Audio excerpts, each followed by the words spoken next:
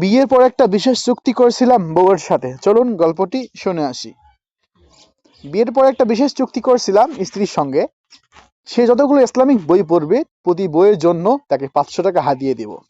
শর্ত একটাই, ঘুমানোর আগে বইয়ের মূল কথা আমাকে শোনাতে হবে। শুরুতে দেখলাম মাত্র 3 মাসে প্রায় 11,000 টাকা নিয়ে নিল। অর্থাৎ তাহলে 3 মাসে 11,000 টাকা নিতে গেলে সে আমার 22টি বই সে আমার পড়ে ফেলেছে। বইগুলো ছিল সব তার প্রিয় ইমাম গাজ্জালি, ইবনে কাইয়িম কিংবা সমসাময়িক ইসলামী সাহিত্য। আমি তো চিন্তায় পড়ে গেলাম, মাসিক বাজেটে তছনছ দশা। এভাবে চললে টাকা পয়সা সামলানো কঠিন হয়ে যাবে। চুক্তি বাতিলও করতে পারি না, কারণ মুমিনের ওয়াদা ওয়াজিব। তাই ডিলে কিছু পরিবর্তন আনলাম।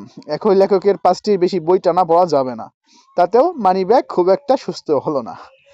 অবশেষে একদিন বললাম, তোমার জন্য আজ ধামাকা অফার। একটি বই শেষ করতে পারলে পাবে একসাথে 5,000 টাকা। শুধু বইয়ের মূল বক্তব্যটা আমাকে জানাবে। স্ত্রী স্বাচ্ছন্দ্যে রাজি হয়ে গেল। আমি তাকে হাতে ধরিয়ে দিলাম ইমাম গাজ্জালি ইউল উলুমিদ্দিন বইটি। আজ 4 মাস 16 দিন পার হয়ে গেল।